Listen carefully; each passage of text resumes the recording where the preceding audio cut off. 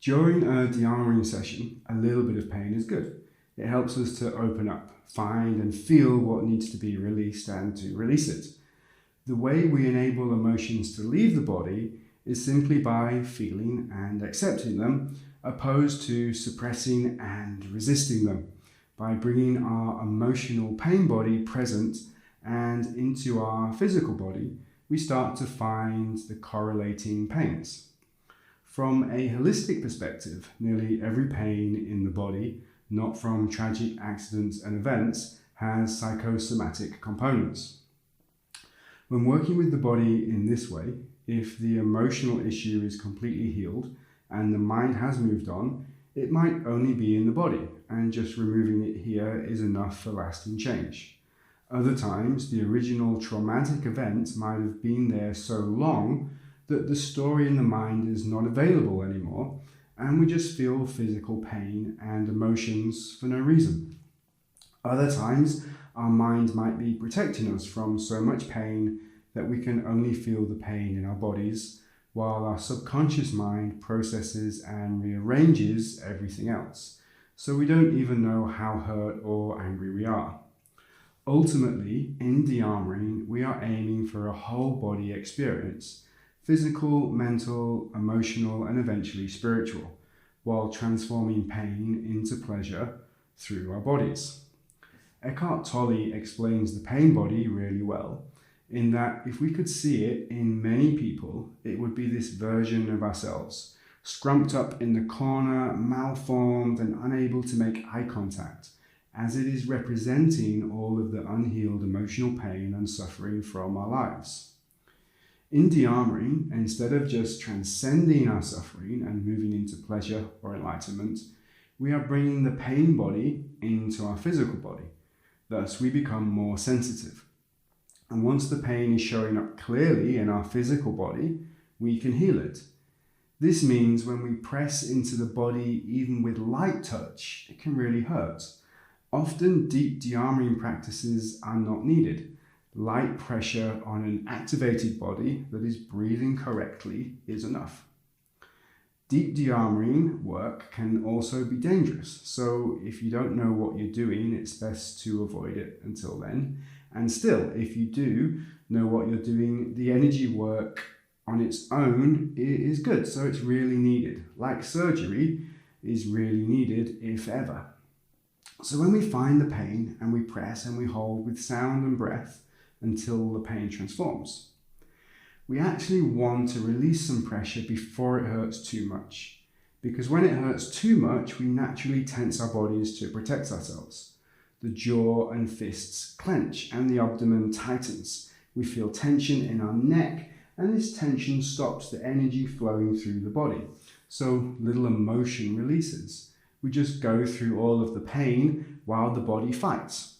A tense body is saying, no, this is my pain. I need it. It keeps me safe. It protects me. I don't feel safe. I'm holding on to it. So in de-armoring, we need to train the body to do the opposite of what is natural and to relax into the physical pain when it hurts.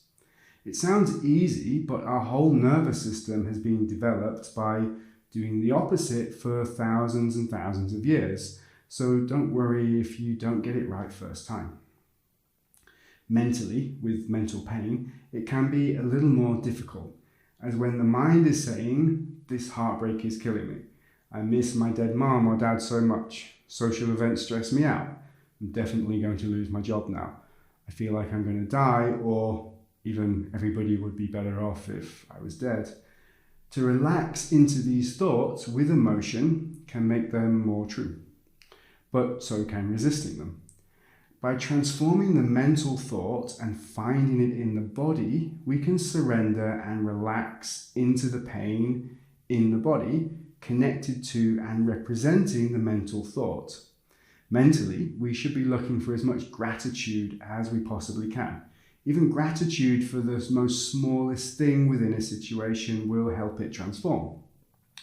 Gratitude for losing our job can be, now I have more time for my family and to do the things I love, or to just even catch up on sleep and be healthy. Gratitude for a family member dying can be, right now I feel so much love for you.